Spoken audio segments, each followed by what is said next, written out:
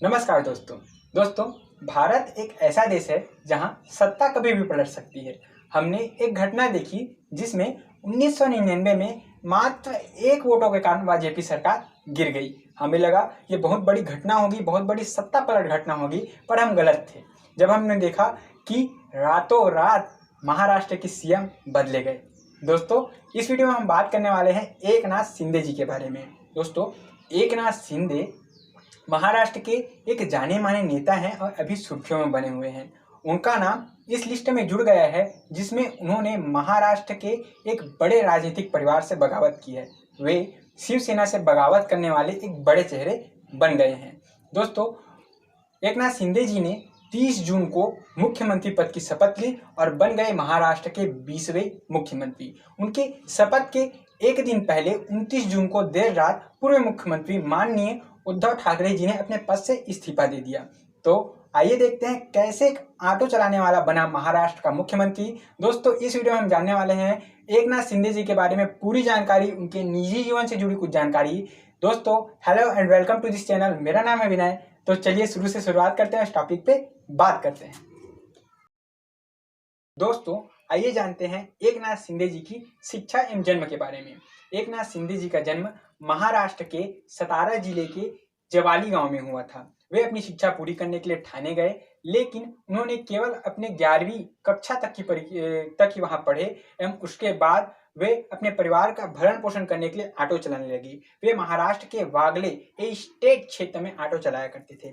तभी उनकी मुलाकात हुई आनंद दिघे जी से। वे आनंद दिघे जी से इतने प्रभावित हुए कि महज 18 वर्ष की आयु में वे शिवसेना में शामिल हो गए और इस प्रकार शुरू हुआ एकनाथ शिंदे जी का राजनीतिक जीवन। तो दोस्तों, चलिए अब बात करते हैं एकनाथ शिंदे जी की राजनीतिक करियर में। एकनाथ शिंदे समर्पण एवं निष्ठा के भाव से कार्यकर्ता के रूप में कार्य करने लगे। सन 1997 में आनंद दिघे जी ने इन्हें नगर निगम पार्षद का टिकट दिया और अपने पहले ही चुनाव में इन्होंने एक बड़ी जीत हासिल की। सन 2001 में ये नगर निगम में नेता प्रतिपक्ष रहे। सन 2001 में आनंद दिघे जी के निधन के पश्चात शिवसेना में इनका कद बढ़ गया। सन 2002 में ये दूसरी बार नगर निगम पार्षद रहे।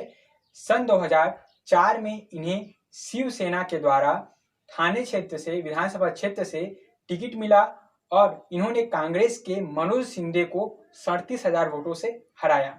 सन 2005 में जब नारायण राणे ने पार्टी छोड़ी तो इनका कद शिवसेना में और मजबूत हो गया। ठाकरे परिवार में दरार आने के कारण जब राज ठाकरे ने शिवसेना को छोड़ा तो ये ठाकरे परिवार के बेहद करीब आ गए। दोस्तों, 2009, 2014, 2019 में एकनाथ शिंदे ठाणे जिले के कोपड़ा पचपाखड़ी सीट से जीतकर विधानसभा पहुंचे। देवेंद्र फडणवीस जी की सरकार में ये राज्य के लोक निर्माण मंत्री रहे। जब ये मंत्री के पद पे आए तो उन्होंने एक अहम फैसला लिया। उन्होंने अपनी रुकी हुई पढ़ाई पूरी करने का फैसला लिया और मराठी विषय एवं राजनीति में BA बैचलर ऑफ आर्ट्स की डिग्री प्राप्त की। दोस्तों, एक समय ऐसा आया जब एकनाथ शिंदे जी ने अपने राजनीतिक जीवन को पूरी तरह अलविदा कह दिया था। जब एकनाथ शिंदे जी सतारा जिले के पार्षद हुआ करते थे तब एक हादसे में उन्होंने अपने 11 साल के बेटे दीपेश एवं 7 साल की बेटी सुविधा को खो दिया। वोटिंग करते वक्त हुए हादसे में उनके दोनों बच्चे उनकी आंखों के सामने डूबकर मर गए। दोस्तों, उस वक्त उनके तीसरे बेटे श्रीकांत महज 13 साल के थे। इस घटना के आहत में उन्होंने राजनीति को पूरी तरह अलविदा कह दिया था, लेकिन उनके राजनीतिक गुरु माननीय आनंद दिघे जी ने उन्हें हिम्मत दी और उन्हें पुनः सार्वजनिक जीवन में वापस आने को कहा। दोस्तों, एकनाथ शिंदे बाला साहब ठाकरे एवं आनंद दिघे जी को बहुत मानते थे। उन्होंने जब मुख्यमंत्री पद की शपथ ली तो उन्होंने सर्वप्रथम उन दोनों का ही नाम लिया था। दोस्तों, अब चलिए बात करते हैं एकनाथ शिंदे जी की संपत्ति के बारे में। विधानसभा चुनाव में दिए गए एक हलफनामे के अनुसार उनके पास करीब 11 करोड़ 56 लाख से अधिक की संपत्ति है। इसमें से करीब 2 करोड़ 10 लाख की से अधिक की चल संपत्ति एवं 9 करोड़ 45 लाख से अधिक की अचल संपत्ति है। दोस्तों, ऐसी संपत्ति जिनका उपयोग हम कहीं भी कर सकते हैं उन्हें हम चल संपत्ति कहते हैं। जैसे मोटर कार हो गई, गहने हो गए, घरों के बर्तन हो गए, इन्हें चल संपत्ति कहा जाता है। वह ऐसी संपत्ति जिसका उपयोग हम उसी स्थान पर कर सकते हैं जिस स्थान पर संपत्ति हो, जैसे घर, खेत, मंदिर, बगीचे, इन्हें अचल संपत्ति कहते हैं। उस हलफनामे के अनुसार वे अपने आप को एक बिजनेसमैन एम कॉन्ट्रैक्टर बताते हैं। उनके हिसाब से उनकी आय अपने बिजनेस से एवं उनके पद में आने वाले मासिक आय से है। हलफनामे के अनुसार उनके पास 6 कारें हैं, जिनमें से 3 उनके नाम में एवं 3 उनकी पत्नी के नाम में है।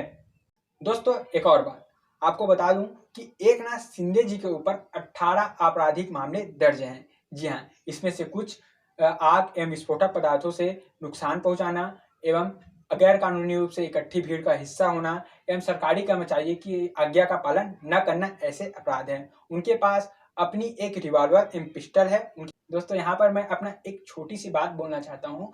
यदि कोई किसी नेता पे कोई आपराधिक मामला दर्ज होता है तो वो या कोई नेता जेल में बैठकर भी चुनाव लड़ सकता है, लेकिन वही दूसरी ओर हमारे कुछ युवा साथी जो पुलिस की तैयारी करते हैं, फौज में जाने की तैयारी करते हैं, उन पर यदि थोड़ा सा कोई छोटा सा आपराधिक मामला होता है तो उन्हें फौज में नहीं लिया जाता, जबकि लोग जानते हैं कि उनसे यह अनजाने में हुआ है या उन्हें जानबूझकर फंसाया गया है।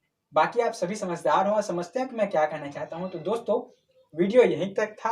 आपको वीडियो अच्छा लगा हो तो शेयर कीजिए, लाइक कीजिए and don't forget to subscribe. तब तक के लिए जय हिंद, जय भारत, जय छत्तीसगढ़।